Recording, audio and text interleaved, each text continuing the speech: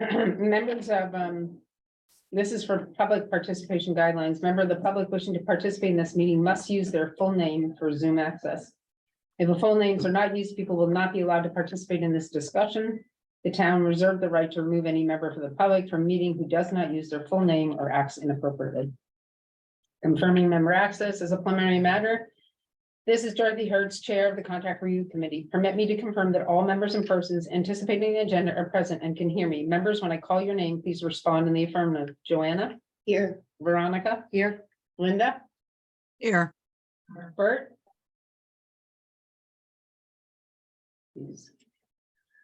Okay, John? Here. Bert? Bert? You gotta unmute, handsome. Here, That won't be in the minutes. Is right. Can we take it out?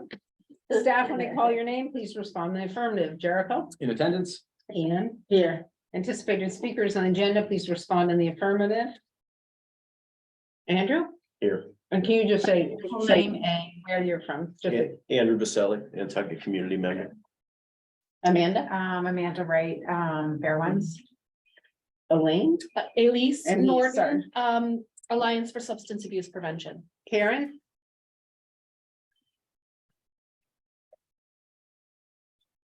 Hi, Karen Latimer, Health Imperatives Regional Director for Sexual and Reproductive Health. Alicia? Alicia. Grazie, Nantucket No, Community, sorry. I'm the director, and I have Brian Lenine with me, our adult education coordinator. He helps oversee our grants as well. Hi, Brian. hello. Who else do we have? Jocelyn? Jocelyn Wong, Nantucket Historical Association. Great. Jericho, is there anybody else? Nicole Olson. Nicole? Nicole Olson, Small Friends on Nantucket. Okay, anybody else, Jericho? I believe that's everybody. If I have missed anyone, I'm sorry. Okay, we've tried. Good morning. This meeting of the Contract Review Committee is being conducted remotely pursuant to Chapter 20 of the Acts of 2021.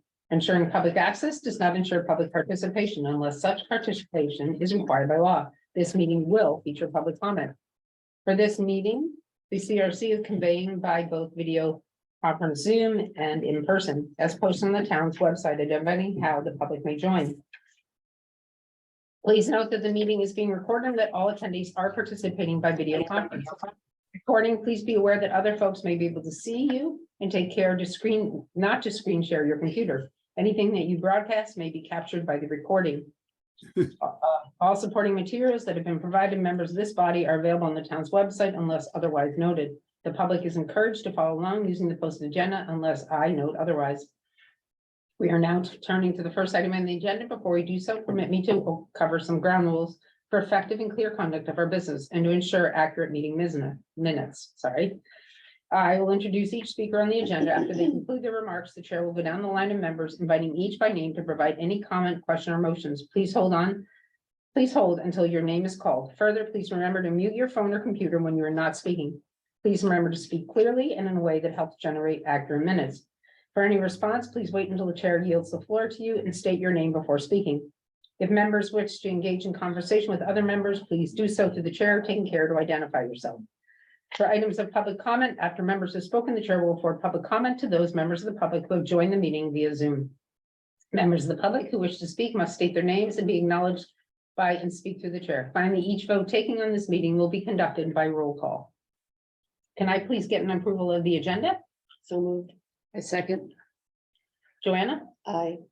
Veronica? Aye. Linda? Aye. Bert? Hi, and just a quick note, Dorothy, I may disappear in the next half hour. I've got someone coming by to a transport company to pick up a car and take it back north. So if I'm suddenly gone, I'm gone, that's why. Come back if you can, please. Okay, And John? Aye. Okay, aye. Okay. Well, welcome back, everybody. As you know, we're trying to come up with how this is gonna proceed and how we want to see it go and what's gonna be the best way for it to happen within the community. So I think, Joanna, the best thing is to just turn it over and let you Okay, start. Is that good? it's great. Okay, and then the best thing I would say here is, Joanna, is I found throughout all this, everybody, especially board members, once somebody finishes speaking, feel free to speak. It's hard for us at sometimes to see your hand posted. I know that our committee does a very good job respecting other people's opinions and allowing them to be spoken and then to speak. And the public too, just if you feel that it's a time to interject, feel free to interject. We don't necessarily need the formality of being recognized by the chair, okay? Just speak, okay? Okay, so hi, everybody. Thank you for all coming today. I'm really, really kind of honored to get to do this with all of you because I think that from an energetic standpoint, everybody here is invested in creating some type of solution. And so the place where sort of that starts is for all of us to align, right? And one of the ways we can do that is through a couple of the exercises that we're going to do this morning. So what I'd love to do is to have, can you guys all hear me on Zoom? Yes?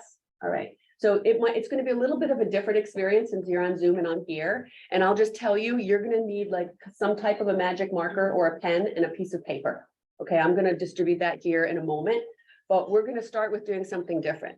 What I'd love all of you to do is to close your eyes. Okay, and I would like you to take a couple of deep breaths, right? Just so you clear your mind and sort of ground into this experience that we're about to have. So let's just take a few breaths together.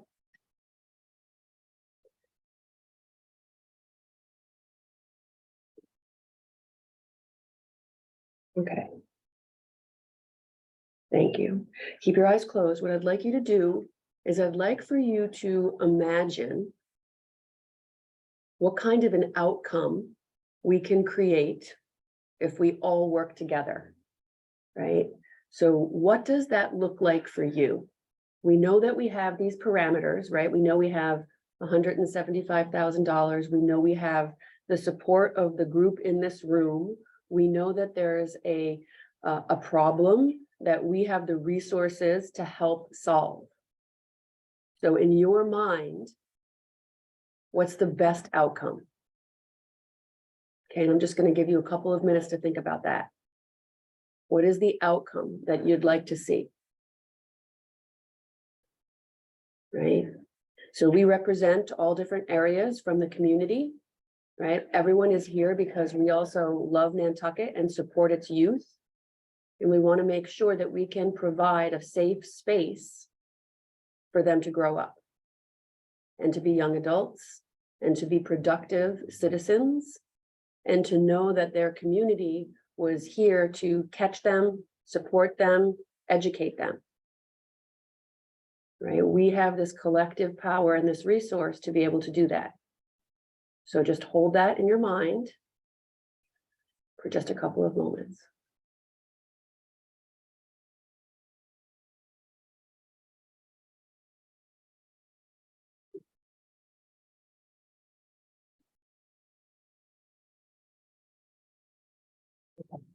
Thank you. All right, we'll start. So what we're going to do today is we are going to do three things. So Andrew, could you pass these along and everybody take one or two pieces of paper because we're going to do this sort of individually and then we're going to do it as a group, right?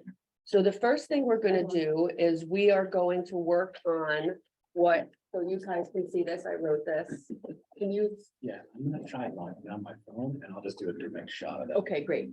So the first thing we're going to start with is something called a practical vision, right? So I'm showing it to all of you, right? You're going to need some markers, take one or two. You might want some colors because this should be fun, a little bit anyway, right? Adult art is always good. So the practical vision is where do we want to be and what do we want to see happen, right? So let's start with those two questions. Where do we want to be and what do we want to see happen? You can write this down on your sheet, right? Because I'm going to go through all the things that we're going to do and then we'll come back to discussion, right? So this is, I want to make sure that, Oh, that one. oh, it's this? Yeah, that's. Oh, there we There's a go. little knob on Okay. top. Okay, can everybody on Zoom see my questions? It's backwards. Oh, of course, I will put them in the chat. Visual motor deficit. Yes, okay, but everyone here can see the questions. Okay. You can use that however you like. What we're going to work on both individually first and then together is something called a mind map. And this is a technique that I learned a long time ago, like, oh my God, 25 years ago, and I have used it in my life all the time. I make a new one every year, and it is the most effective way of creating the outcomes, right? So typically what you do is in the middle, right? You list the project that you're working on. So for us, it's programs for wellness and substance abuse education, and we have $175,000. So on your second sheet of paper, you're gonna draw this. Can you, oh gosh, I'll get it in a sec. I think I have the, I'm gonna do this. I don't know. Can we repeat what the problem is? Can that be stated definitively? Yes. And then as soon as we. Well, no, the problem, we're not really starting with a problem. What we're starting with is a practical vision. So Alicia, the practical vision is where do we want to be and what do we want to see happen?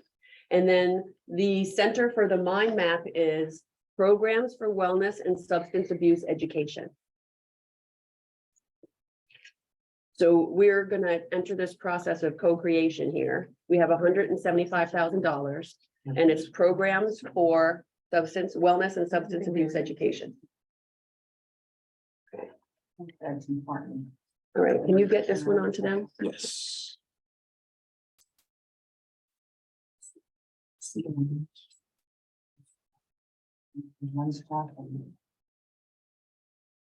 Okay. How many little things did you go off it? I had several, but we're gonna get to that because Oh, thank these you. are gonna be the branches of your map.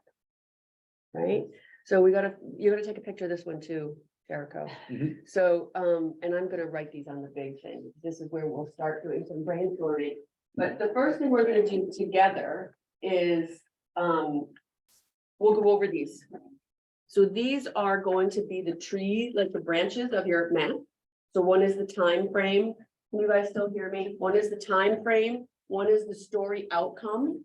One is major accomplishments. The other is breakthroughs. The other is people you serve, allies, niche, no-go zones, internal collaborations, leadership, resources, and scope. So I'm gonna write all these up there, but you're gonna take a picture of I'm gonna try typing it. The picture thing did not play out. this. Okay. Can they not see it, Jericho, when you put it up? They can see here, but unfortunately, the way that it does is it reverses.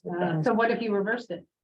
I do not know how to reverse No, that. can you Like turn do it? it this way? Can I see through it? Oh, actually, that might work. I'm gonna just Yes, type. it works. I will also Actually, type- it did not reverse it when you held it up. So if you just hold it up to the camera, we can read it.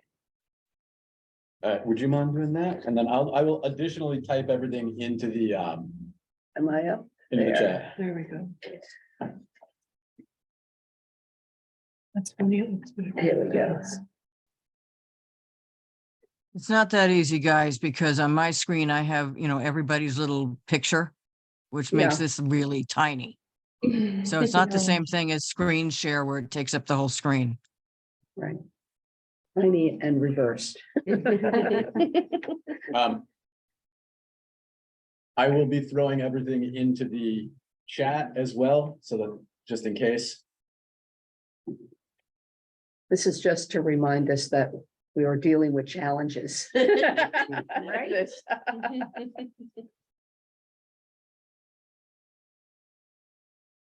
Do you need somebody to read them all to you? Because we're more than welcome to read them to you.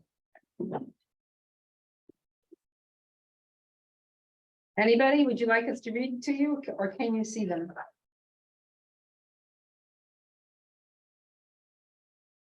Hello?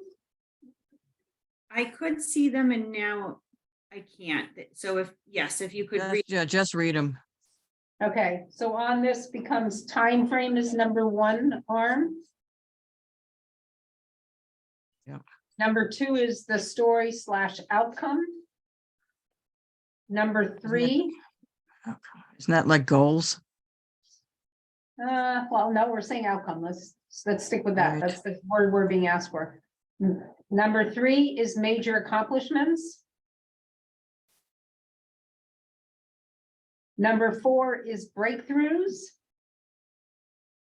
Number 5 is people you serve. Number 6. Hold on. Sorry, People what? People what? you serve. Yep. Next is allies. Allies? Yes. The next one is your niche.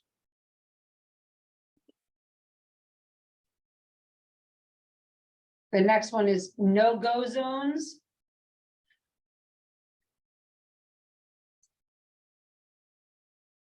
Then internal collaborations. Internal collaborations? Yep. Yeah. Okay. Next one is leadership. The following one is resources. And the last one is scope. You're welcome. Thought that should be first. All right.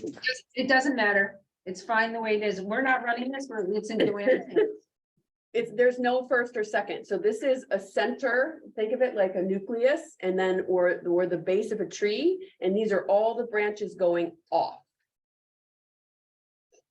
All right, so what's going to happen next is so we're going to give everybody a few minutes to write this on your tree. And then on your tree, what you will do, so I'm just going to try to demonstrate one, which is time frame. So you write time frame and then you make another branch, and we know that we have the money for 1 year. But we also know that we want this to be ongoing. So basically, from your perspective, you go through each of these branches and you draw a branch off and you write down what you know or what you feel about the program. Because what we're trying to do is to capture each individual's person, each individual person's vision, and then we'll draw a big one that represents the group, right? So that we can get to an outcome. Does that make sense? Anybody have any questions? So for those on Zoom, again, thinks that I can't show this. I'm gonna be taking a picture of these things and dropping them in the chat. You can look at the visual. Oh, it's got up there. Oh, thank you. It's okay. I've only had that much coffee.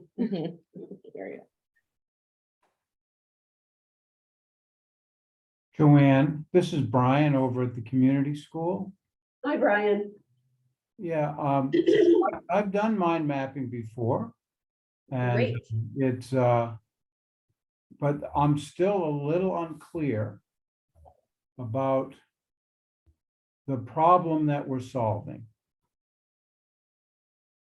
So we are not framing it as a problem, right? So we're framing this differently as an opportunity, because what we had, so we're looking at this as an opportunity to give away this $175,000 to support the community. And these are the different spokes essentially that we have to think through in order to effectively give away the money. So it's not necessarily a problem solution scenario. It's more of an opportunity roadmap scenario. So, but Brian, the issue that we're trying to address is the well-being of children from 0 to 25 and finding where they fit in within the community and how we can help deter some of the behaviors they end up going into before we end up having to place them in programs like Fairwinds or Addiction Solutions or Health Imperatives. So our goal is to actually enhance the well-being of the children within the community. Because clearly we have an issue, right? And it's children, a lot of children, some people say, how do we fit it in? Because their schedules are so crazy. They're overdoing stuff. There's so many children that actually don't know exactly where they fit in through so many different ways. And some of it is also social understanding of how do I fit into the community. Some of this is that we have a major change in our community culturally. And how do these children blend culturally with a completely different understanding of the social norms? And how does the child that maybe doesn't play on that team or part of a play group, you know, like drama or music, where do they fit in the community? And how do we let them know that they matter? And that how they're feeling matters and that they have a worth within the community? And by maybe starting programs younger with children and helping them find that, we can deter some of the outcomes at the end. Maybe we can change the outcomes for our children here. That's our hope, is to change the outcome for the children as they get older into the high school age by starting it young and developing something that works with them through that they're 25, that they feel that they're supported and they've learned better self-care and well-being and where they fit in, because we don't all fit into this, you know, mold. Everybody has a different mold, but how do they handle that mold within this community right now? That's our hope. I think, does that sum it up? Yeah. Yeah. Okay, does that help, Ryan? So we want to, in this mind map, we're hoping to have a list of programs that are going to try to create early intervention for children to improve their well-being. No, so it's not the programs we're trying to develop right now. It's the mission statement of how we can then go forward to come up with what it will be. Ryan, we're trying to bring this group into alignment around all that list of topics.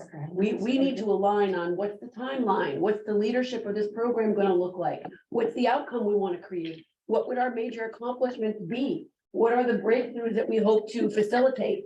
Who are the people that we're serving? Who are our allies in the community? What resources do we have? What's our scope?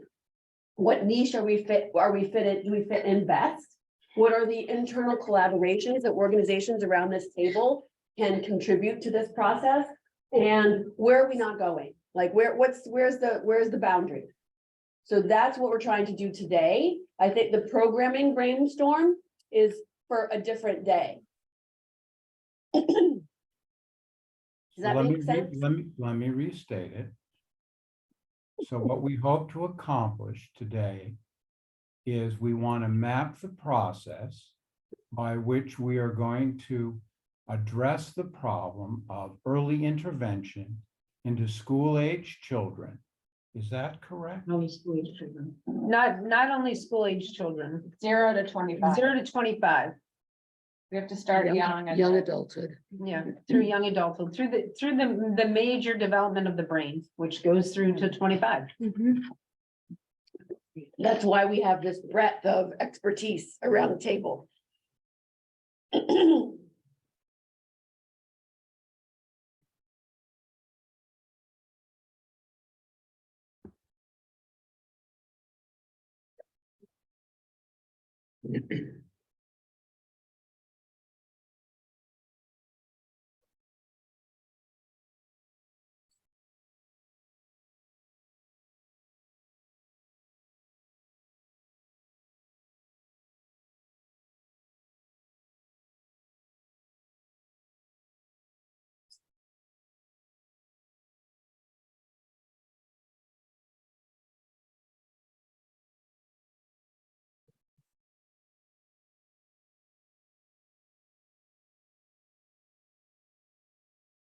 And then we're going to blend all these together. Mhm.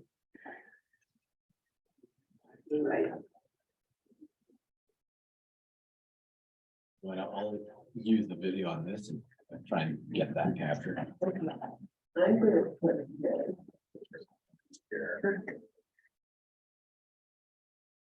Oh, that's cool, self-tape. Oh, man, things have changed.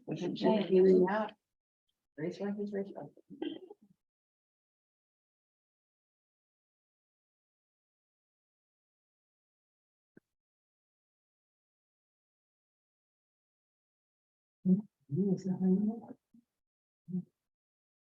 a, and no, right? Protection solutions. And you know. That's checking in. Well, somebody's Susan gonna- from yeah. Zoho. What is she sick? I'm not sure Somebody she is. Somebody I think I know this. And what are the schools or our house invited? They were Who else invited. was here last time, yeah. I remember. Well, no, he was addiction solutions. Mike Kozers was addiction solution. Oh, it's the addiction. That's so solution. confusing. Or was he here from? He was here from addiction solutions. I did Oh. not know. Okay, he's a I thought board he was member of here on addiction behalf of our solutions. house last time, but- Yeah, no. That's what I yeah. saw. That's how I saw Yeah. him. And then Boys and Girls Club. And the Lighthouse School was invited again, the new school was invited again. There was like, there was a ton of people invited. But unfortunately, I think that's the reality of what you see. I mean, like, it's just, people are so spread thin that they can only do so much. Have to commit and just we can have them figure it out. Figure it out. That we can all help each other. Yeah. Okay. I think it's great. We had our whole staff in our staff meeting brainstorming on ideas today. How cool is that? That's wonderful. That's what we want. Yeah, I have notes here and I have other Google notes that can send. Thank you. That's cool. They were very excited and wanted to help.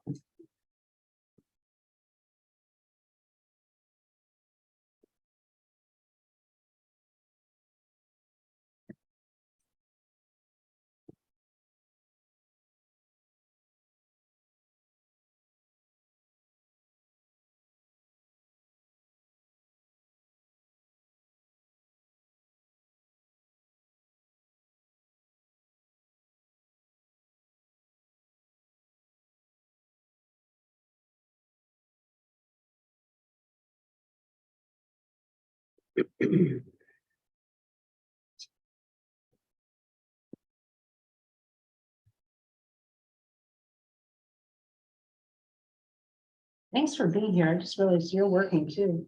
I know, I mean. so No, I was seriously, gonna say- thank you.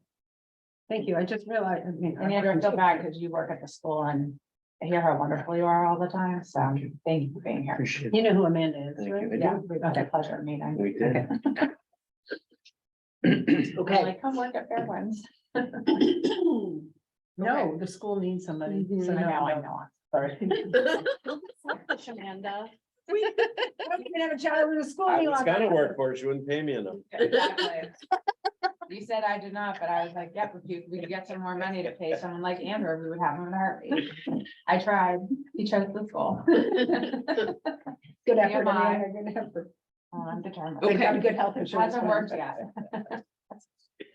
Yeah. You're still. Sorry, I do have to take this because there's a problem out at work. Got it. Okay. So here's what we're gonna do now. We're going to start with one of these topics and then everybody I'm gonna write down what everybody wrote on their map onto this map, and then we'll determine which things are part of our vision. Does that make sense?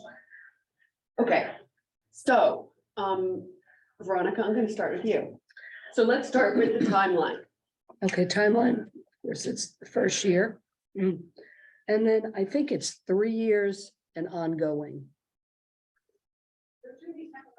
So I think we have to have our sight on not just this year, it has to be at least 3 years and then ongoing from there. Okay. Elise, and you don't have to have I something. don't have anything to add to the timeline. Right.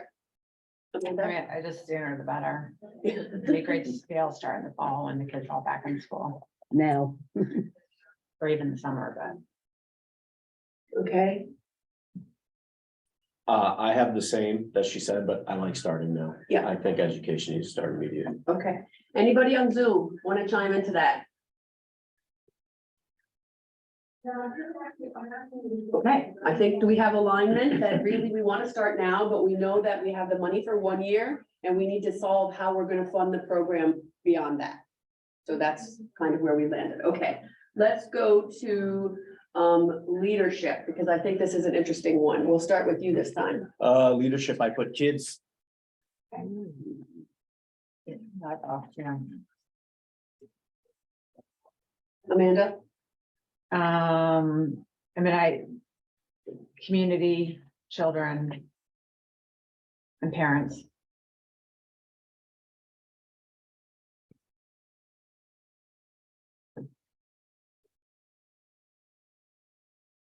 Okay. I don't have anything to add. Okay. I'm gonna say organizations to that.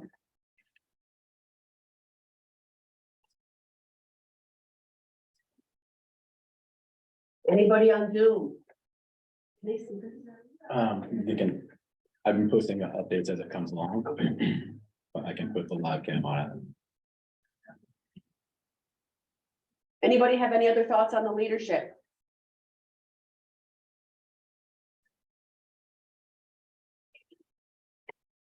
Okay, outcome.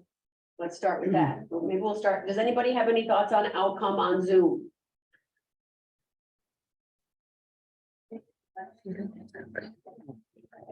Anybody here? We've got one from Health Imperative. Okay. Just lower substance use among youth.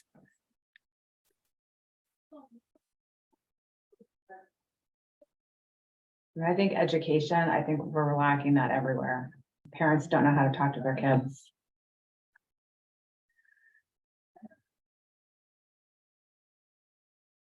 I put relieve angst.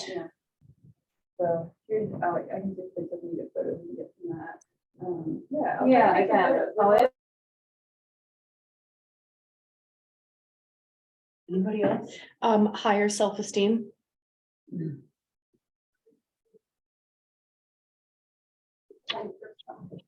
Maybe decreasing peer Less- pressure.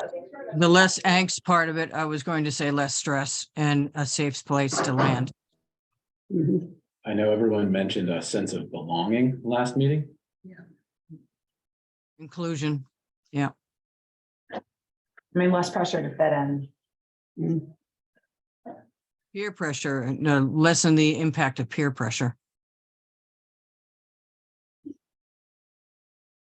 Because they found their own place, they found their own niche. Which I believe we have on this list somewhere else.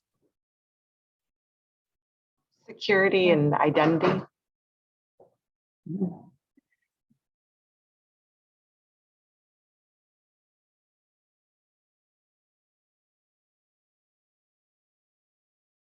Anybody else? I mean, also bullying and like, I mean, I think that's big. I mean, it goes along with the peer pressure, but I also had, I put on mine metrics, like how are we gonna measure this? yeah, The I did outcome. definitely. Yeah. What do we have down there? We have identity, lower substance use, parent-kid communication, relieve angst and stress, higher self-esteem, safety and bullying, inclusion and belonging, lessen peer pressure, identify metrics. Communication skills. Yeah, and the other thing, one of our clinicians had shared that I guess they did do surveys in the schools, like way back when, asking the kids about like usage and, I mean, I think. That was the Pride survey. Oh, was it?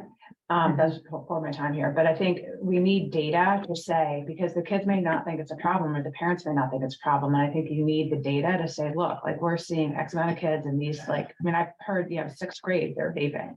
I don't know what they're I'm vaping, gonna put data over here. Yeah, under resources. Yeah, that sounds good. but- Great. How about social outcomes, some social awareness, isn't there? So I think that outcome and accomplishments are gonna kind of go together, but I think social awareness would really be an accomplishment. Right? Okay. Yeah, Mhm. so I think we could move to that next. Yeah. I also think like, community involvement and like collaboration. Collaboration is gonna be the key of all that. That's the key, is we all have to work together and not in our silos. Because we're all doing similar work, we're just not communicating. Right. It's like a broader collaboration. Getting rid of the egos. Yeah. Exactly. I also Understand that everybody's like ultimate goal is the same ultimate goal. Right, and getting there together is gonna be the key. I think you also need like team leaders, like peer team leaders, like that would be. Not Under- up there, sorry. Maybe Under that's- leadership? Or, I mean, it could be leadership. Yeah, I think we put kids in there. We did. Yeah. But we are going to need to later. Back to- So back to accomplishments. So one of the things that I wrote down for accomplishment, I think the biggest accomplishment is that we will have an established program. Like that's the accomplishment of the group.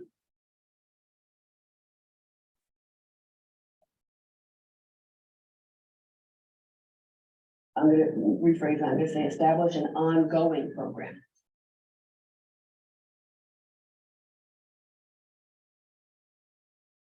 Anybody? I'm not sure if this is accomplishments, but it's socialization, but it's more an awareness of what's happening within you, and then an awareness of what's happening to your It's friends. emotional intelligence. Yes, That's what I mean. yeah.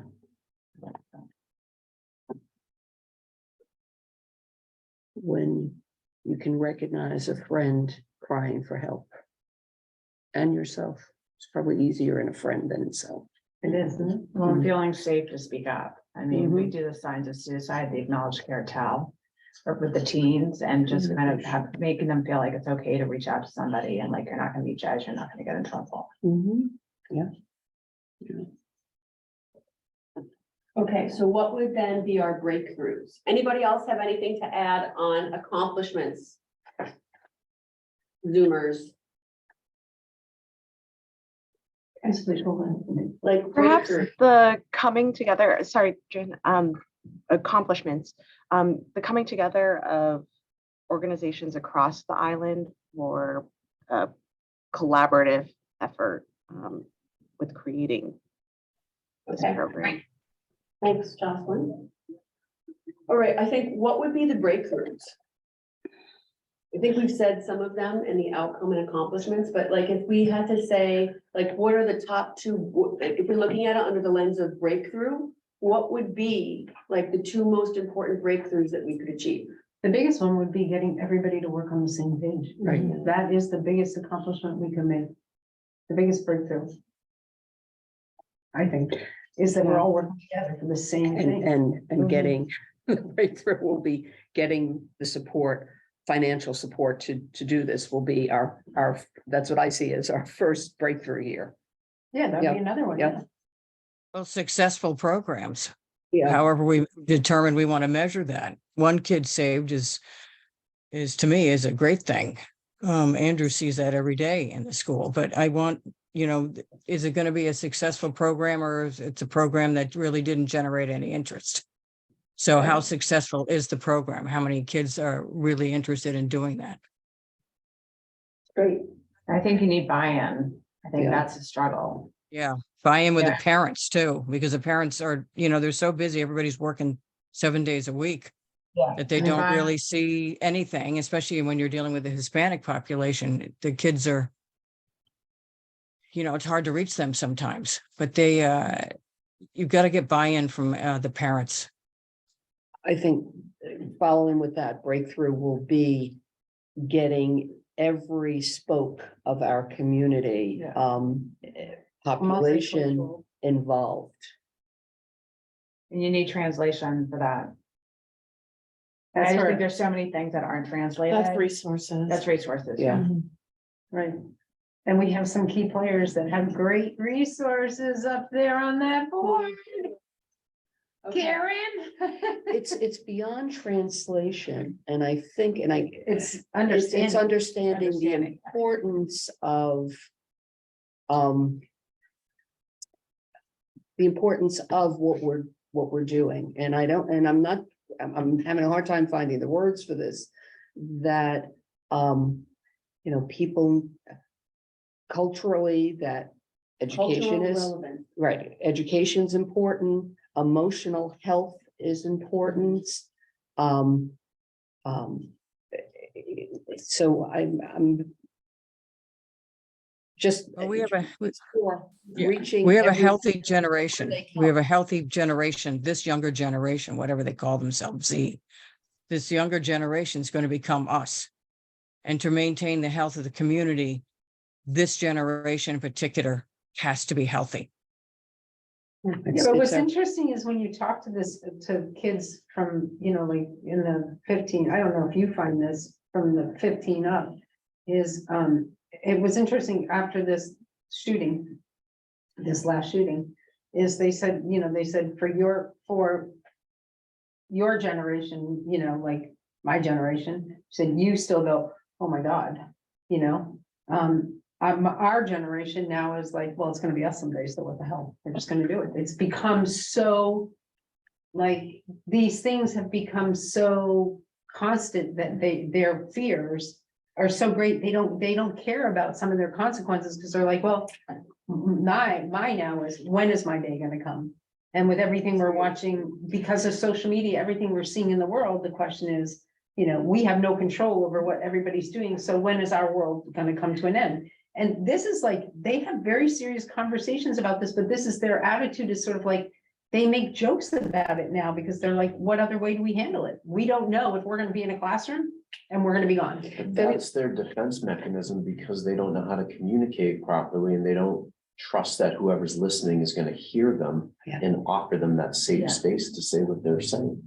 Some of it too, but some of it is that they said they've become so, because of social, they're so desensitized from it, where we still, like, I look at it and I still go, oh my God, and I can cry every time I see one, and they're like. And they do too. They do. And I they mean, do I know too. But do you know what? I do, I mean, since I have a 15-year-old who, since we had that active shooter thing happen at the school a few years ago, who has ongoing nightmares about being involved, about somebody coming into school, and he has to hide and make a decision about what to do. I mean, this happens every time there's a mass shooting. That's the reaction that he has.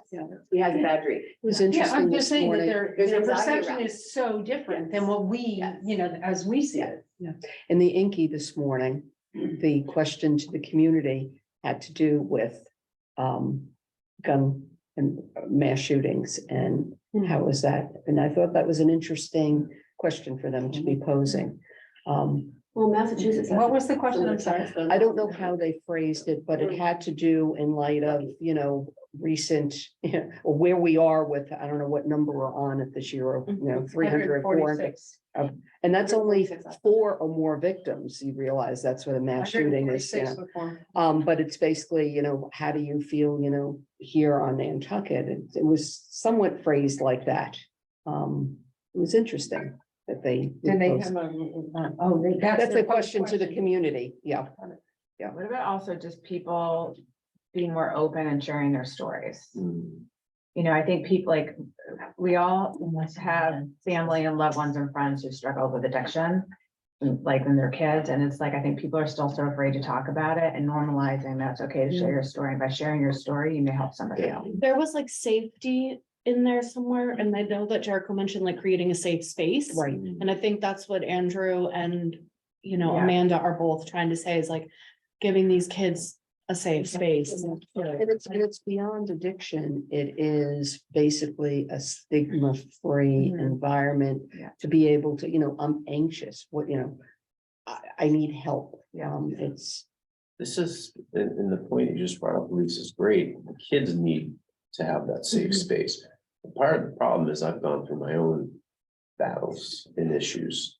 Is seeing the adults they trust and love and respect, sharing their stories and becoming vulnerable enough to share those stories, and realizing that that's where the strength is. So we need this education to reach above 25 to those parents Yeah. to say, sharing your story is the power. Yeah. Absolutely. But I think some of it doesn't, some of it conflicts with the stigma of this community on how, what happens when they do share their story and how they're looked at. And I think Well, I that, think, I'm just being honest with you, No, that that's, I mean, we hear all the time, like, you go to AA and like your story's out there.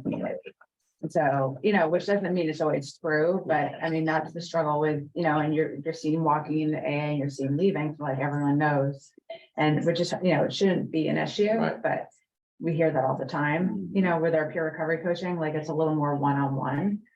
But I think that the kids need, But we live in a society where shame Yeah. is like one of the measurements of how we judge people. Yeah. And that's a whole other conversation. right? And But that it's goes back definitely, so I just pulled out To some of that the, point, about important- emotional intelligence and. yeah. Yeah, and I think what's hard is those that work with kids who are mandated reporters is that if a kid comes to you, which they often do in therapy and say, you know, my dad's like medicating me with marijuana because I have anxiety. We have to file on that. And that doesn't mean that it's gonna get screened in, but that's what our staff struggle with, because you want to keep that, like, where's that line where then you have to tell the parent, you have to take it to the next level and file, and that's the frustrating piece. And then you're saying you're breaking down the communication Yeah, because you're taking what they told you and in a way using it against them. Yeah. So I mean, I that, know. there's clinicians struggle with that all the time. Yeah, I bet that's true. Well, Yeah. if the parent is doing stuff that we don't want our kids to do, we got parents not setting great examples. But you can't really go after the parent. You got to give the kid the tool to make the choice for themselves, that they don't have to do what the parents are doing. You can't tell them the parents are wrong and bad people, but you've got to be able to give the kid the ability to make the decision not to do what the parents are doing and to But this lessen is- their concerns. But they're going to be concerned because the parents are doing stuff they shouldn't be doing in front of the kids. Yeah. Right, but this is about this whole concept of duality and being able to hold two things as true at the same time. Yeah. Your parents can love you and still fuck up sometimes. Yeah. Sorry. I'm fine with it. I mean, I think that's we've the heard that. reality of this, Yeah, I mean, right? we're Like, you human. can be a very loving parent and, Sorry, quick introduction. We have a hard stop from Alicia Grassi Day at 10:15. okay. So let's try to get through some of this, but I think that we've just hit on something important, right? So I'm gonna add that to this. Yeah, I mean, I think the consequences, like I worked when I was in Boston with, you know, women who were being sex trafficked. And the police had this great, you know, thought process in the sense like they wanted to go after the pimps and not the women that are being sex trafficked.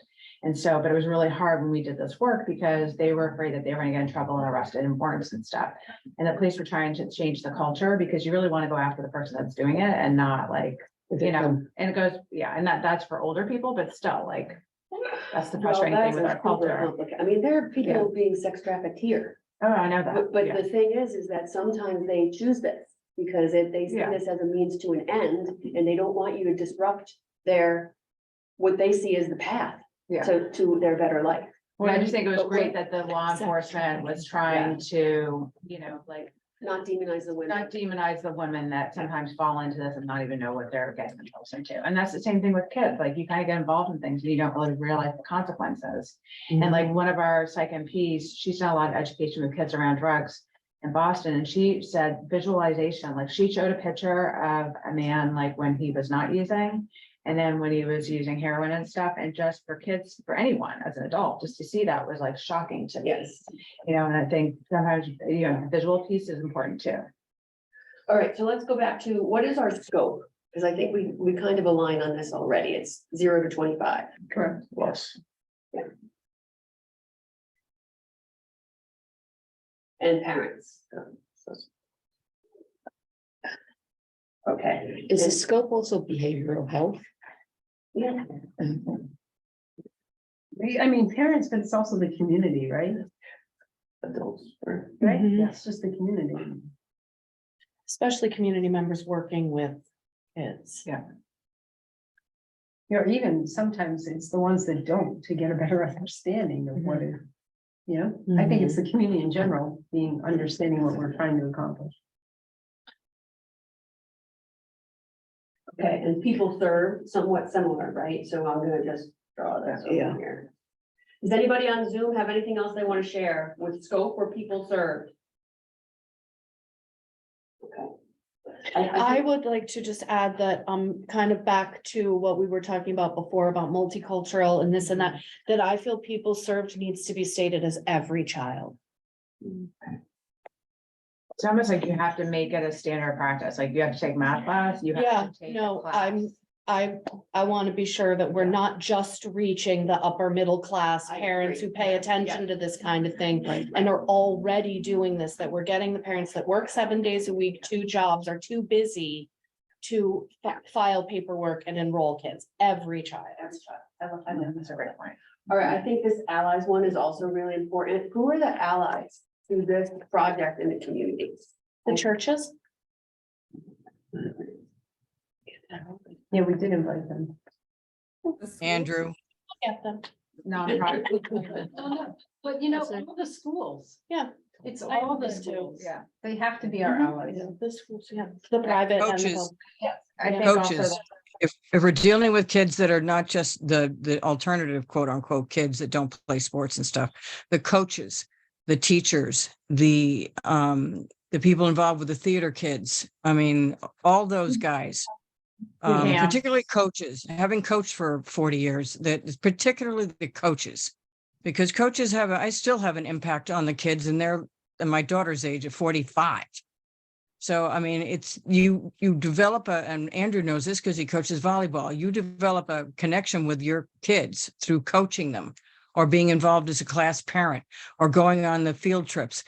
Those are relationships that kids can count on. They still do to me. And I know Dorothy coached. That's an element we really haven't thrown in here, is the impression that a coach can give on a kid permanently for the rest of their lives. And I know that because my father coached for 60 years.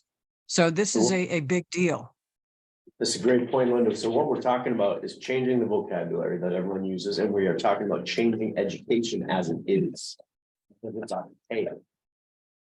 And everything needs to change. The vocabulary we use as teachers, we use as staff members when talking with kids needs to change. Doesn't mean that education in general needs to, but the underlying understanding of who we are in front of who they are needs to change. If that makes sense. Yeah. and I think you also I have mean, to, their social behavior in front of them is crucial. That they're seeing. These kids need to- I think So one of the things that hit me when I first became a parent, I was very young when I became a mom. I was 17. And I was out to dinner and I was with my best friends and up come a football coach and somebody working at the daycare center, running the daycare center, and they were so drunk. And I was like, oh, these are the people taking care of our children, even though they were in a public thing. So you know what, when I started coaching and being actively involved in children's lives I coached for close to 30 years, right? And helped develop a lot of the youth programs that are here on the island. And there isn't one child that I can remember when I went out for my daughter's engagement party, was walking into a bar and picking up a beer and there being a kid at the thing and saying, oh my God, you drink? Because, and my children, at one time, my children being asked a question and my adult daughter saying, we didn't know our mother knew what alcohol was until we were adults, because my whole thing was when I coached and when we ran ski programs was nobody did it because I had to be the example for them. So my biggest problem is the Boosters Club holds their fundraiser at the Chicken Box. What are we saying to the kids that we're doing when we run the biggest fundraiser where they make a ton of money is done at the Chicken Box? That's a whole nother can of worms because we talk about reality. Talk about, Right, I agree. yeah, and this isn't because I'm sober, this is, No, I agree. we allow it and we want it because we want the money, but at the same time. What are we telling our The kids? kids are down there I agree. making money, running pirate cabs or whatever, and. Oh, the pirate cabs, they make a Yeah, fortune. They make a fortune. They make a fortune, And strolling so in you've got this duality of where are we and where's the. thousands of dollars. Is there a balance? Can there be? So, but there has to be a balance where we, if you take on that role of being involved in the children's lives, that your behavior has to reflect what you expect of the others. Anybody on Zoom want to comment on anything? You have to model appropriate behavior, especially if you're in a position where you work with kids. I mean, clearly brings me back to my other thing. Parents don't always model the best behavior, but you have to give the kids the tools to be able to make the decision for themselves as to what's good for them. So yeah, I think modeling is good, especially when you're dealing with teachers and coaches and other members of the community that work with kids. and then can I just, with allies, like I was saying in the hospital, obviously the nonprofits. And then I think the behavioral health initiative, Because that's a group that's been in existence for like over 2 years. That is working on so many different things, and I think they need to buy in and be part of it. Yeah, The whole goal is to, and not to say that they wouldn't, but I just think they're important because they're having these conversations about how we can better collaborate. Do we have youth as allies up there? Because, you know, Good one. they need to be part. Yeah. Okay, so what do we think, what do we see as our niche? What are you looking for? So, Yeah. No, I so is understand our- what the word defined is, but what are you Right, looking so for? when I think about this in terms of what we're working on, I see our niche as education. Yeah, Right? it's basically what we're doing. It's Yeah. everything we're doing is educating them in so many different ways. Well, about an themselves. experience, right? We're talking about, But it would be that experience is educational, right? right? Like having people share their experiences and stories about how they kind of got into this, got into substances and what age, and then when it became a But even problem. sharing their experiences, but this is why I got Well, into the- fishing and this is why I got into Right, the butterfly. original and this is why I got into conversation was yoga. kind of around exposing kids to different experiences to maybe spark something in them that, they didn't know was Existed, possible. right. Yeah. But a big part of that is, Communication. This is the whole thing is about communication. yeah, And listening. I was gonna say with the exposure, education exposure. Valuable part of this has to be reflection. Mm. So, someone's exposed to something. Some type of a reflection mechanism, whether it's gonna be a professionally run group of, so what did you like? What didn't you like? Just trying to get kids to sort out all of, and to walk away with it saying, you know what? I went, hiking, and you know what? I liked the fresh air, but I didn't like it because my feet hurt, whatever. And then at the end of the day, with lots of experiences, you can then start putting picture together. I like being outdoors, but maybe I like, But that's doing this and that's that's it. learning about self-regulation, right? Without choosing something destructive, right? Choosing something positive. That's kind of Right. what you're talking about. But the reflection Yeah. to say, what did I just do and what would I like, what didn't Mhm. I like to it? Does anybody up there, we're not hearing, does anybody up there, we don't want you to sort of think that you Yes. have to put your name up. Like talking, just talking is what we would love to hear from you. So if you have feedback to go on to something, don't feel that you have to wait for somebody to say, hey, Jocelyn, what do you think? Karen, what do you think? Alicia, what do you think? Just speak up. Okay, that's the best way this is gonna work, okay, guys? Thank you. I do think that we should use peer leaders if we can, as much as possible. We've had some success at in other communities, using like peer leaders within the schools with sexual reproductive health. So I think that really empowers them, and then they, it's part of education, but then they can become leaders to their friends and they have the right information. I'm going to skip internal collabs for now. Because I think that's not for today what we're gonna get through, but let's talk about where we're not going. What does this not include? Just saying. And for the record, public, there's a member of the public that joins, Sue Minden. Say that again? Member of just wanted- Sue Minden. Okay, We great. just had to put that on there. Sue, can you identify yourself? Hi, Sue Mintonen, member of the public. Thank you. Is Just Say No like a national campaign? It Is that was. why you say that? Well, I wrote Nancy Reagan. It didn't work. That's our generation. Yeah. It didn't work. was- It didn't. It didn't It work. did not work. I can tell you it didn't work. Out of the 8 kids I've had in that school, they all thought it was a joke and they got a free trip to Boston and a nice t-shirt and did the thing. I still have. They my had no t-shirt. use for it. No use Just- for it. For me, it's adults talking at kids, saying, don't do this because. It's not realistic. It's not realistic. And also Like, have- doesn't match up with their experience It does at not. all. Anything else?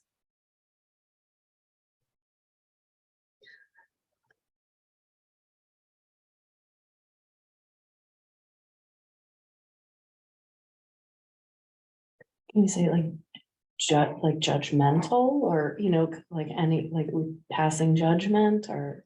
I mean, I don't really know how to word it, but I'm like trying to get at something. Yeah, yeah. I get it, because I also think it's no I get that, judgment, it's no like shame. thought, but it's like how No to get it shame. out. Pretty good language. Right. So I do think. that Yes, shaming, thank you. Blaming. Yeah. Yeah, blaming. Yeah. I think we'd want to avoid going in with any preconceived notions, sort of assumptions about what the problem is, what the experiences these children are going through, especially as the demographics of this island community is changing dramatically each year. We would want to be very open to seeing how those changes are reflected in the audience that we're serving. And I think important collaboration is to better be collaborating with the sheriff and the police and the judicial system as part of this. Allies. You know, it's interesting, we haven't discussed that at all. But I think I it's say very professionals, important because but I know that, Right. from what I understand, and I'm just gonna repeat something that was told to me, Jason Bridges told me that they've been working really hard with the police department, and for the first time, the collaboration has been really, really beneficial to people in need in the community, because instead of people being brought in and charges being brought against them, that they're actually reaching out Yeah. and they're doing the one-on-ones like right community away. Yeah, So I think that us in some way or another getting them more actively involved, because I'll let you, is because one of the big things that's happening too on the Cape, there's a huge work within the sheriff's department and the judicial system over there to actually not put kids in, get them in trouble, but to work with them and to get them into programs and get them support. And we do have a judge that's trying to work on that here, but I think that like, we can't leave that out of this equation. Because that's a big part, because that's the worst judgment that comes down on a child is when it's taken into a court. To take over the rights of a child. I mean, when we took over crisis, when I was prepping it all, right, like the 3 months before January 3rd, I started having conversations with the two chiefs and Lieutenant Mack, and then we actually had started involving dispatch in the new year. And I have to say, like, I could not do crisis without their support. And like, the police were amazing. They had an individual that showed up the other day that needed help. They called me, I went over, did an evaluation. You know, they've called us. I mean, they'll work with us in any way possible. We have monthly meetings now. And we've included dispatch, because dispatch, a lot of times people call dispatch and share things, and like, they're, to me, they're like the first responders. So, yeah, we need to include them, because they're. Yeah, and the they've been- fire department, yeah, they've been Yeah, I'm amazing. sitting here saying, me personally, but I think as CRC, we have not even, like, police hasn't been on my radar, but they really should be. Yeah. The public safety people on the island should be. Well, also, I mean, I've had a little bit of only because my son just started working at the fire department, is had some conversations there about where do they fit in and how can they fit in, because they do I mean, they're the first on the scene. Yeah. They're the first on the responders. scene to some things. Yeah, Chief Branson's been amazing. And Like, he's a breath of fresh The air. new one is, he's amazing. He really is. They really love him, but the whole idea of us getting more involved with the people that are actually like doing, not, they're out there with those kids, and what a difference it can make if there's even their involvement in it. There's also a wonderful man that I met, who ran the gang programs in Boston and did a lot of the drug dealing stuff too, as a police officer and a sergeant. He's now living on the island and wants to get involved in different things. So he might be another great person to be part of it. He did a lot of education in school. So I can get you in touch with him. He's wonderful, and he's living here and he wants to be more involved. So He would be key. yeah. Yes. Okay, I think we may have come to the end of this. Right, so I would actually, so we can go to the next thing, well, everybody should probably take a picture of this, so you have it. Right, and we should send the final to everybody on Zoom, and then I'm gonna hang it over there.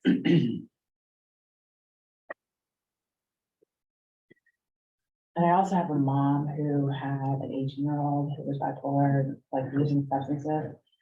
He had a long journey, and then now he's finally back in school, starting sober programs at colleges, and like, she would be a great addition as a community member. Anybody. Yeah. I just.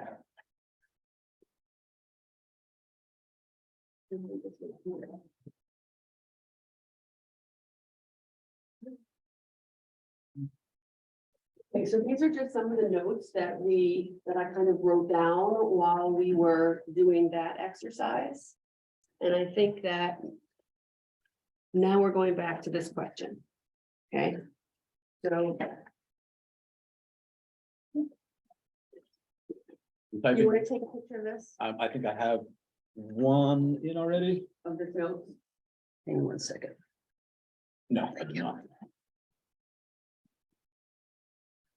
Which one are we on now? We're gonna go to the practical vision, but we're just sending you another thing of some additional notes I took during that brainstorm.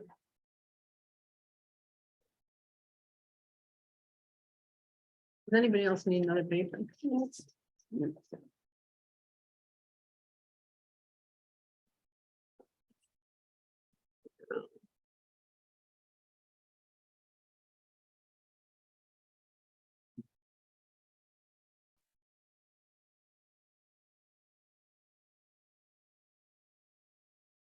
The current question is. Where do we want to be? And the next one's gonna be, what do we want to see happen? Typing those in the chat. I think it's right there in front of you, if you need the copy, Jonathan. I got it. No.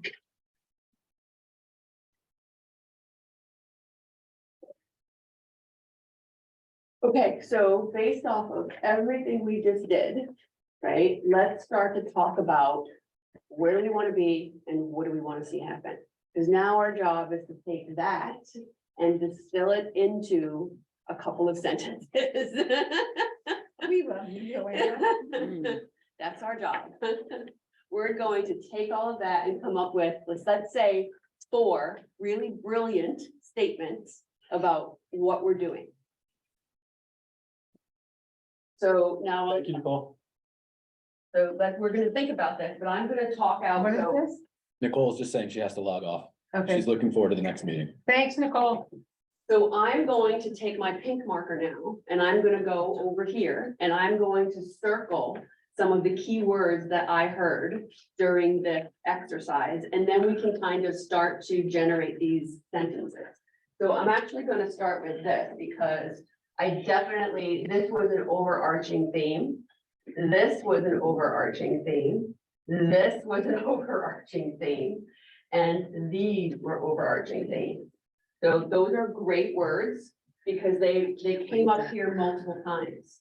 I think that we did really well identifying outcomes and accomplishments. I think we did really well talking through breakthroughs and our scope. I think that this piece of who is our allies, if you look at this list, our allies are everyone, right? So I think that what we want to do here is I'm just going to toss out these words, right?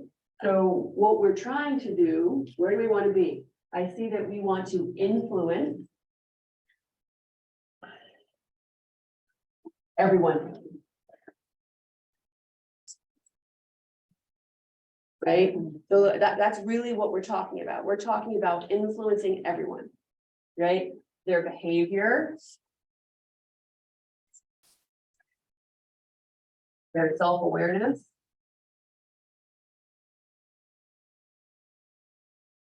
their safety,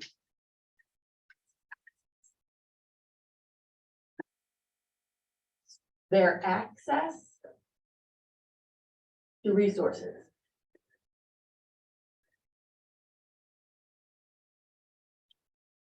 Right, so let's start to think about that a little bit. I think also we want this, what do we want to see happen? We want to create leadership. A community-based leadership, right? Yeah. That was my big word, was leadership. No, out of this whole thing. Education platform.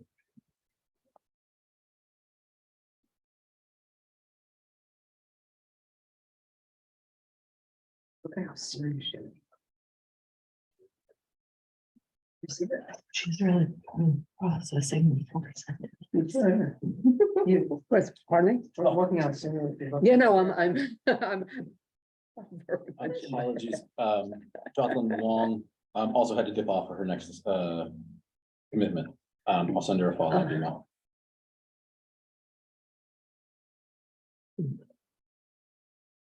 Right?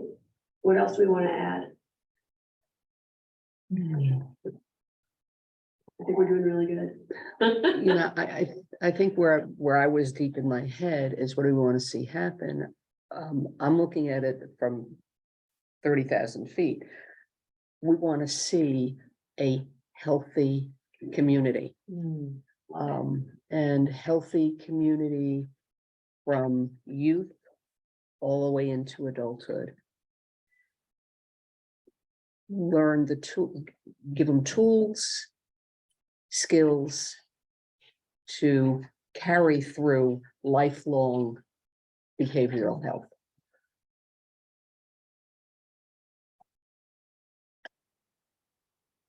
I think simply put, we want to have a positive impact on the community and the youth of the community. But the big thing of what do we want to see happen has to be in the community-based leadership has to be a community-based collaboration. That is what we need. Right, so I hope you see, so we're gonna get to these statements and then these are gonna be the statements that lead the RFI. Got it. Right, like that's the next thing, and these are gonna be like the headline, right? So here, we're gonna wordsmith this in, probably not today, to a few sentences, and then we'll wordsmith this into a few sentences, and this leads how we're gonna go out Right. and request. The RFIs. Yeah. Got it. You know, this is great because when I've just shared what we're doing with people, I haven't had, you know, I'll say it's youth behavioral health. And then people look at me and like, huh, and then I go on for 15 minutes. Yeah. We don't have 15 minutes. Right. This is what we're doing. This is the, And then you'll have these talking points for you to speak at the town meeting for. You'll be able to really clearly say, we got together with 15 or 20 community members and we spent a morning brainstorming what we wanted to see this program look like, and here's what we've come up with. All right, anybody on Zoom want to add anything to this? Can you share this? Yes, Jericho, thank you. no problem.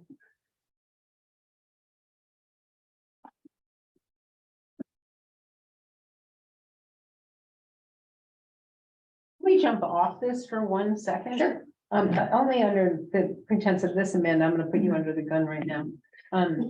Only because she said that Fair Winds actually looked at this themselves and did a collaborative, like talked within their staff and came up with viewpoints that they saw from their mental health part. And just because we haven't really heard what your group really came to feedback, can we just take a second to hear what they had to say? Yep. For us, I think that it would be very interesting to hear there and just pulling up the. If you guys don't mind, I feel like it's.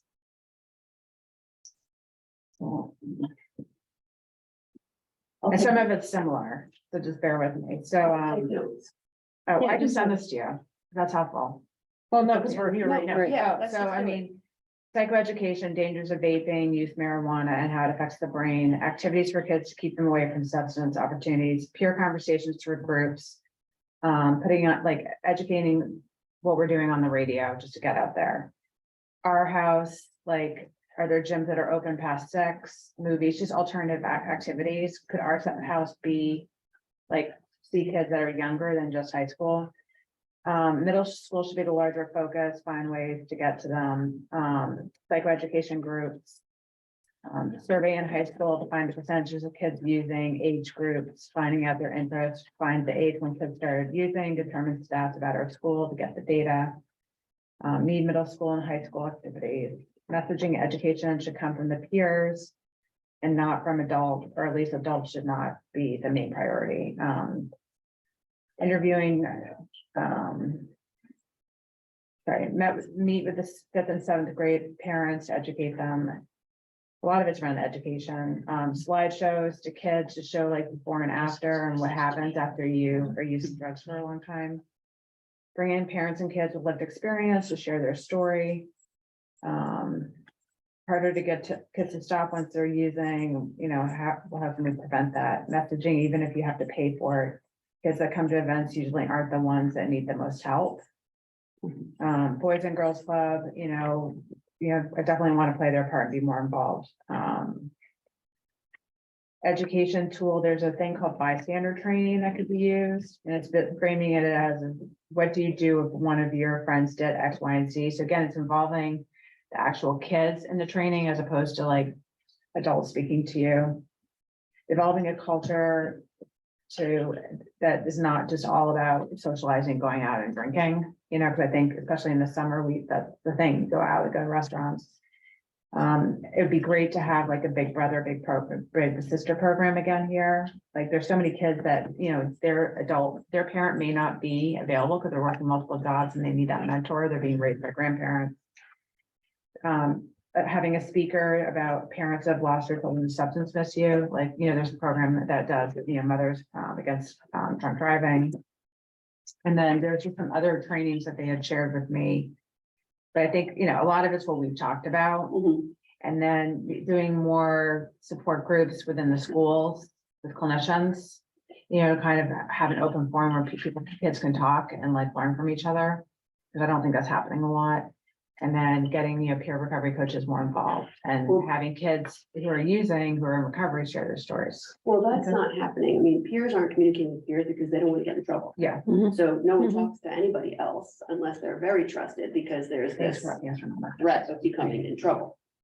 So that is, I don't even know how to take that on. Right? Take what on? The piece of getting kids to talk to each other about how they're managing this because they're too afraid of being in trouble. Yeah, I mean, we're looking at having support groups in the schools where we have a clinician go in and do something like that. Cause I think that it's the same thing with adults. It's like we're doing something for the school right now. And it's the school wanted to know who's gonna go. And I'm like, if a clinician, if a teacher needs help, they're not gonna want to tell the school that I'm going to this thing that everyone's offering. So it's the anonymity piece. It's we have employee assistance programs where people could just call, and it's there needs to be that safe space where you can just go to an event and not have people know that you're there. One of the other interesting things that sort of off of this, but plays into a little bit of this, and I don't know, Andrew, if you see this, but a lot of the kids have talked to me about the fact that over the years, activities that Sergeant's Camp, which was huge in the school, it was such a big thing. It became Six Flags overnight. It was no longer what Sergeant's Camp was, which was one of the most amazing things our kids went through here, and field trips. So their exposure to so many things within the school has come to an end. Yes. And that, whether we realize it or not, is those kind of exposures for our children within this community are so big. Sergeant's Camp was such a great bonding time in the school and for our kids, but also the simple little, a lot of the kids are I never got to do the Washington trip that some people did. Right. I never, my last trip was Plymouth Plantation, or when they went to do Six Flags, they stopped, and Six Flags was because literally at the time that came to an end, one of my kids was in school and I presented a program that was basically Sergeant's Camp all over again, being run at this place. It was amazing that people had a history, fabulous. And basically they turned to me and it was cheaper than Sergeant Camp. And they said, teachers don't want to do it anymore. We're not doing it. And I said, volunteers will do it. Volunteers will go run this. They've done it for years. They'll go do this. And it was the ending of our line is drawn here without understanding that those things were so crucial in our children, coming together and finding self-awareness. You remember Sergeant's Camp? That was a wonderful time for most kids.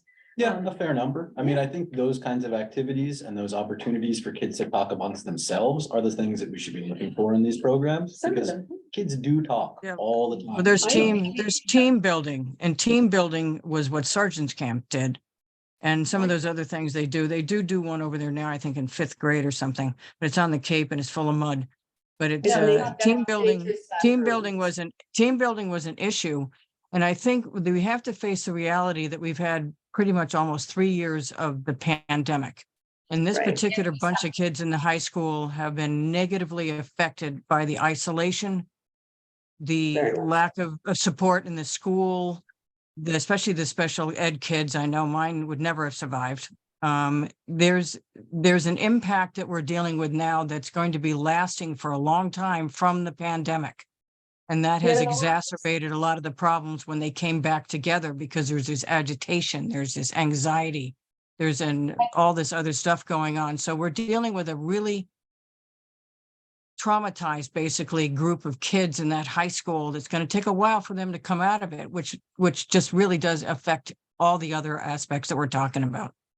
But I think it had already begun before that, and that COVID just exacerbated it, because it was definitely, we were already there. Our kids in our school were already feeling this, and that COVID impact just made it 10 times worse.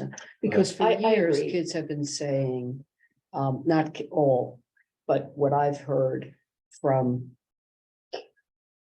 children that are in schools, or say 30-somethings reflecting on their experience, that they felt like they were in prison here. They were trapped. There was nothing we look at it that this is the most incredibly beautiful place on, earth, but they see it that there's nothing for me here. I don't fit. I know. So that feeling trapped. Yeah. So are we addressing, that's really. So the what I problem think is we need. part of it is this, part of it is actively getting, and I'm not throwing them under the bus, but getting our school leaders to basically understand that maybe where they're missing is one of the most vital and easily attainable goals, is some of this, making the children not feel that, and teaching them that the world is great out there and it's not so overbearing. We did a program where we actually we sent adults over on boats with kids and said, you need to get to Boston. Here goes. And we're not doing anything. And we sent them over, and literally an adult went with them, and the children, whether they messed up and ended up somewhere else, they had an adult that finally would say, okay, well, you're here. Are we in the right place? How are you going to get there? And this was part of it was part of an outing club that was run by kids, where kids basically said, these are the things we need to do. And so I think that and one of the biggest things we need for this is, and from my experience of running, I ran an outing club that I think if you talk the adults that were a part of it, was a huge success. It was run by children. Yes. It was adults running it by children. Our children were our board, they were our disciplinarians. They were the toughest people, but they worked from putting the programs together to making them run, to being the ones that ran the disciplinary, and it was an amazing thing. And I think kid leadership is like the kids being involved in this. Because when Luke was in 8th grade, he did the whole year of the program-based learning, and it was incredible. He had an amazing experience. And then it got eliminated. Right. But here's what I want to say, because I have 3 nephews, right? And they are all the same age. And one of them goes to high school in Newburyport, Massachusetts. Let me tell you what they have planned for their kids after high school graduation, because this is amazing. The whole senior class of New, because they don't want kids drinking and driving.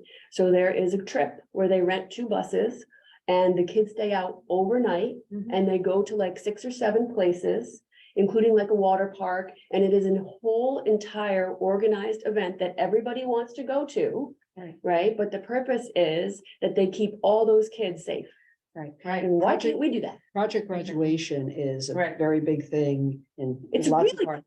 We ran it in our high school in New Jersey, and I would have loved to have 100% participation, because it was a very expensive program. So there was lots of fundraising, but kids did not have to. Some schools do that, everyone does, because statistically, graduation night is the worst most night. dangerous night Of their life. of their life. So my niece's school in Portland, Maine, Freeport, Maine, Freeport, Maine takes the kids and they Very put them on close to buses. Newburyport, yeah. Yep, and Yeah. they bring them for a 24-hour Yeah. experience, and you have to, part of graduation Is you have to do is it. you have to do it. Yeah. And so they show up and they leave and they're brought back to their families 24 hours later. Right. And they have this, not only the most wonderful experience, because you're actually with all your classmates for Right. the last. Same 24 thing, hours. even for Right. Newburyport's prom, they did the whole thing with buses and the prom was outside of Newburyport, far away.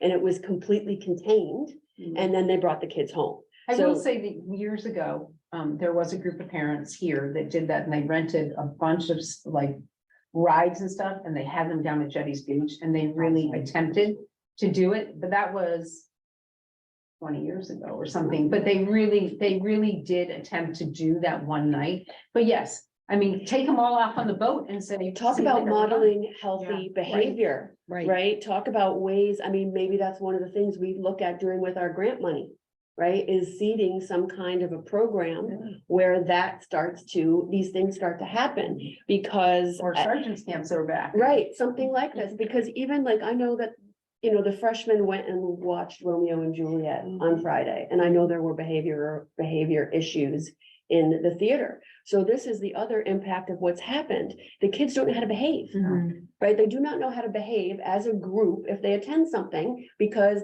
now they haven't been taught, right? They haven't been doing this since 5th grade every year, to your point. These are the scheduled outings, you know, these are the behavioral expectations. They don't know, they haven't practiced it.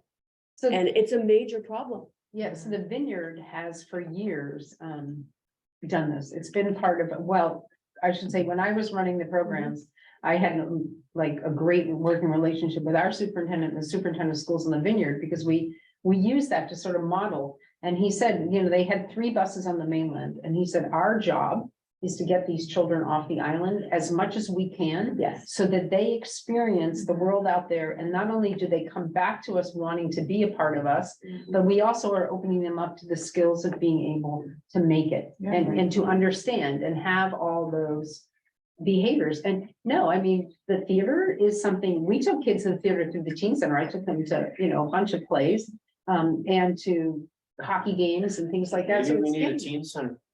Yeah. I mean, that's the. That's we the need our it. house. Yeah. No, but we Well, it's need like, different. It's a How? community. I think we need, I'm a not- community center for like any age, even up Right. to geriatric. Almost like a YMCA. Like a that we YMCA don't where have there's here. like, you Yeah. go work There out, are you can do plans. rock, like wall climbing. There are plans to do that with the former Our Island home or location, once that's moved. That's currently where that's So at. that, I think Funding that's for gonna be that? community center. They're gonna try to bring in a lot of the Both the human senior- services. I do know that there's I think somebody that's out there right now. There is somebody that's working. There is a community member right now working to build a community center. And it would be interesting to maybe have them come in and talk to us, but they stopped and talked to me about the fact that they are. And I think that Joanna might know them, but they're coming and they're trying to build within the community, a community center. That's what our school was. But I think that it's also educating everybody on the importance of those things. Right. Because you can build a building. You can't But make it yeah, come. right. Yeah. You need to have. It's not the field of dreams, you know, you build No, it but and they will it's come. true. I mean, especially if you're as a mom of high school kids, you know, yeah, my kids are really into sports, but on Friday night, where is my freshman in high school gonna go? Right? He wants to go play pool with his friends, right? He wants to not be directly supervised by an adult, but he'd be comfortable going to somewhere with a group of his buddies and Does he playing go to pool. Does he go to the Boys and Girls Club Teen Center? He's out, he's aged out. No, they have a. I understand that, but that's not, Emotionally, he's aged. Yeah. out. Rad, like. not even attractive. ready- You don't go to the Boys and Girls Club past a certain age. Past 8th grade. Well, no, but they've done a I- teen program and they do have, they. But do it's, have stuff- there's a in it. stigma somehow or another that you don't do that. Excuse me, I just want to recognize Yes, that that they that the do, Boys and yes. Girls Club is working on this Mhm. and that they are, I mean, they have open gyms for them. They are attempting to do it. So I don't want to not No, recognize that there's an effort out there by the Boys and Girls Club to do this. So you kind of need a separate place that's Right. not related to Boys and Girls Club, not related to our house, that's just neutral. And I think like, you know, the Chicken Box, I mean, they do have pool tables, like it'd be great if, and not that that's the best venue, but I mean, to have a place where, yeah, they could play pool. Like that, But it could be a great venue if I they mean, did that one night a week, yeah. right? Because they Like can we're serve doing for- alcohol and they let the yeah. kids go there. But- Like, that would be cool, because again, it's modeling the behavior of, you can go to a place like the Chicken Box and not drink yeah. and play pool. Right. And The that's same thing completely at the normal. brewery, like, could you go to the brewery, have more activities, so kids could go and hang out and. Right. That really feels like training them to start going to a bar. Yeah, Yeah, you need yeah. to. But the reality is that we're not, you know, You're not gonna police abstinence, whatever, bar it's attendants, more like when of- they're adults. Yeah, learning judgment and appropriate Yeah. behavior or whatever, so And ultimately, what all of this is teaching responsible behavior. responsible, And yes, that's what that just say no comes in. yes. Right. Is that we have to have these conversations with them about how to do things appropriately, Mhm. Right. right? Yeah. 15, 16, 17, they're going to try things. Yeah, But then we younger. want to know that they're trying things, that they have a trusted adult that they can share that with, so that trusted adult can be like, okay, and this is what happens with your brain as you sit them down in a setting and say, here's your slideshow, and this is what happens to your brain. It doesn't process that way for the kids. If you sit them down where they're feeling safe, now they're open to any information you want to give them. And that's what we need more of. and it's almost like you need to do it outside the school, like you need a nice venue where you can do something. It can be done anywhere. It can be I done do it in the school. Yeah, but, daily. but some kids, and I mean, some people just would like to leave the school and know that they can go somewhere else. And like, where is that place that we could do things like that, that's like away from the school, Boys and Car House? But then we're also talking, we're not, like, the other piece of this, and you know this all too well, is there's 50% of the school that we are just not reaching. Right. Right, Right. 50% of school that we are just Right. not reaching. I would say it's more than 50%. Yeah. Yeah. Or even the parents of those kids Yeah. who don't have the skills with which to say, how are you coping with your stress? Yeah. Are you okay? Well, it's not that they don't have the skills, so let's go back. I mean, I think that's an unfair Or the statement to say. time. Or maybe the difference is that we see it, we're determining by saying that there's like some of it's cultural, some of it's this. I think there are some that do, it's building how to have a conversation with your Yes, child. that's a much better way to say You it. know, I think that's Yeah, what the it's parents about. need the tools to how to do that, Absolutely. because I think Much I better. see it, a lot of parents come to clinicians Yeah, and it's say, okay. how do I talk to my child? Like, I know they have an issue. And it's just the elephant in the room and they don't want to talk about it and think it will just go away, and it doesn't go away. And do you think sometimes the problem is that kids are afraid of, like, if you come to say, hey, or the reality is if a child walks in the door and they've been smoking pot, to turn around and say, what are you doing driving a car smoking pot? And having them being able to say, well, you know, and be able to have that ongoing conversation instead of saying, I mean, it's okay for a parent to say, were you an idiot driving a car? You're smoking pot? But to say, I recognize this, Right. let's have a conversation as to why. And the reality is, I don't care how old you are, those keys are mine if that's a choice you're gonna make with my car. You know, but why is that choice being made? And why are let's have this conversation instead of having it where, you know, there was a great therapist here in the island that said to me, he's no longer here. But one of the things that he said to me was that, you know, you lose a child the minute you stop recognizing or you punish them for these behaviors. Yes. Instead of you saying, here we are, I understand. How am I gonna work with you on this behavior and recognize it? And you can, if you can recognize it sometimes at the level here, you might never get them to stop that level, but you might prevent them from getting to this level by having that conversation and not penalizing them. And I think sometimes we get so defensive because everybody says, oh my God, they shouldn't do it. Well, you know, I'm a big advocate that I don't want to see them do it, but that doesn't mean that hasn't happened. And how do I get that communication with my children? Or, you know, you learn through error, right? And errors, we all learn. Yeah. You learn that everybody's different. And that, I think one of the things, big things for me is not only with my own children, but the children I raised was that I can't do the same thing for child number one. Child number one, I didn't have to do a damn thing for. What did I have to do for child number 6? Was completely different, and a new book was written for me. But somebody said to me at one point, like, that's not the way you did it for us. And I said, yeah, but he's not the same person. So I can't use that same book in raising him as I did to raise you, because his triggers are so different, his personality is so different, and how he's gonna survive is gonna be different. And I think that's, like, we think that we have to do everything that way, and we forget that we all, part of us, right, rebelled and did everything because we were different. And so how do we know that there isn't a standard? There really isn't a standard of this is what parenting is. It is being able to communicate and to have that open conversation with them. So that they feel that it's safe to do it, right? And I think taking the punitive piece out is so important. And I think I look at parents who, the first thing they do if a kid's acting out is like, they take the phone. And so, and we're called a lot of time for crisis situations, and like, the kid just wants their phone back. And so now we figure out there's an app where the parents can control what they have access to and what they don't have access to. So maybe you take away the TikTok and like the texting, but they still can listen to their music, and that's what kind of keeps them zen.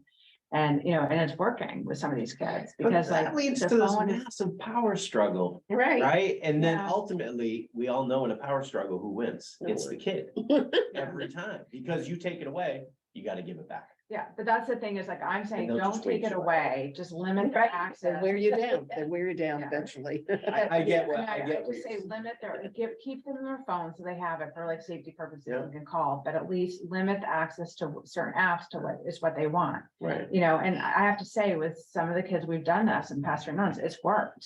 And it's Yeah. made, But it's- both, you know, But don't you think at some point too, what we've done is, and I mean, this is a whole different conversation, is that we judge parents so much on what they do without understanding that part of what's happening is that we're not allowing parents to be parents. We're not allowing them to have that say, to Yeah. do that final step.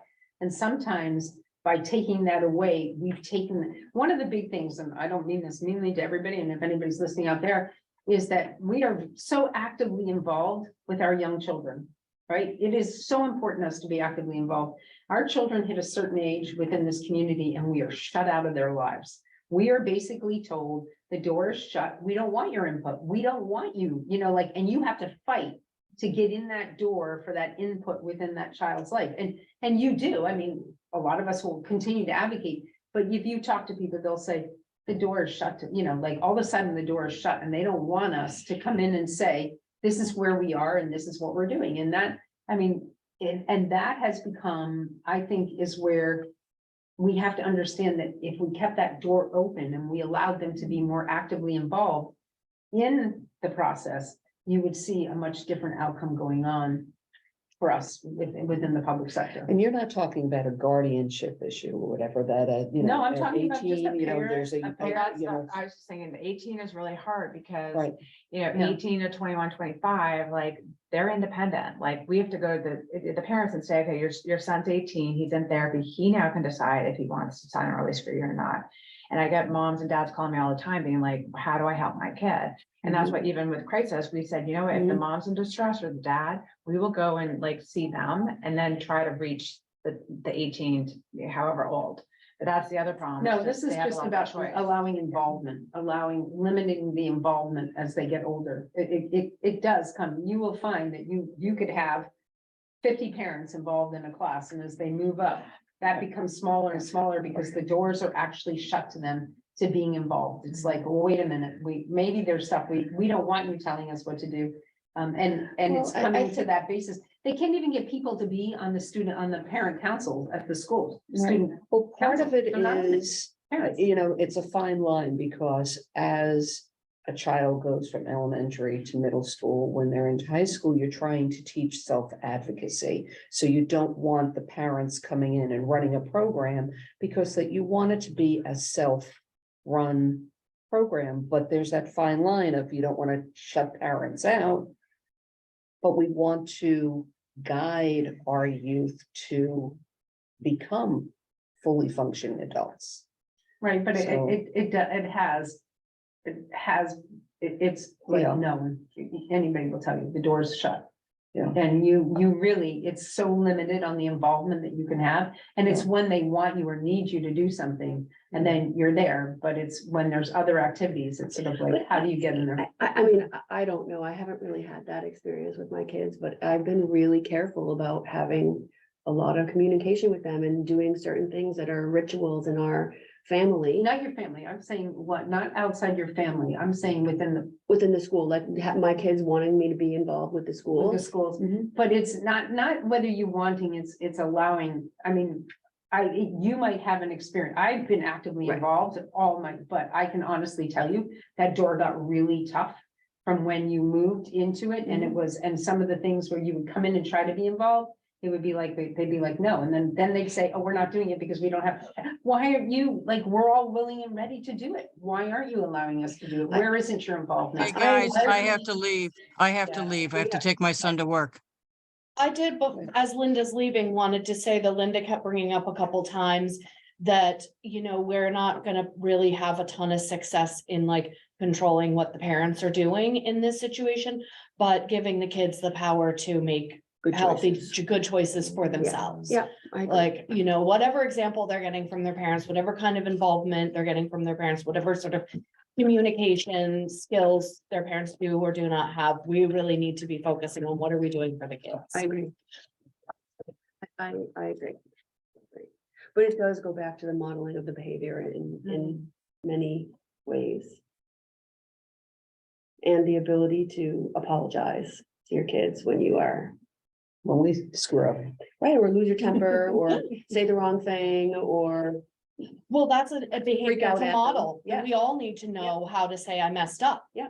And as our kids become adults, they need to learn how to go to their boss and say I messed up Yes. and own it rather than pretending like they didn't and thinking that nobody's gonna find out. Right. No, we're all gonna find out. Your partner, your best friend, your boss, people are gonna find out. Don't, you know, you just better to just come forward and say I messed up. Right. Great job. Thank Joanna. you. Thank you guys. Yeah. Great Thanks, job. Joanna. This was project. all good. Thank I you. think we have everything captured, but before we go down, I'll just get one more picture. Yep, And then we should just keep them too. That's Yeah. what we'll Oh, keep yeah. them. yep. And what we can do is. They can come back out. Yes, and I can also, I'm gonna take the vision thing and I will write some sentences, and then what I'd love to do is just, I'll send it to you and you can send it to everybody who is here today. Mhm. And we can kind of, CC it to Ann too. yeah, and just kind of look at writing this, and then we'll, I guess at our next meeting, work on the RFI. Sounds great. Okay. First and foremost to everybody, thank you all very much. for Yes, being thank you here. for your time. And the input. And so I need a, motion. Motion to adjourn. I second. Okay, Joanna, Aye. Aye. Linda, I think she's still stepped logged away. in. no, she's still logged in. Linda? I think she forgot to Oh, log in. let's see what happens. Bert, Aye. John, Thank you. John, I got you. You have to unmute, handsome. Can you guys put your? Aye.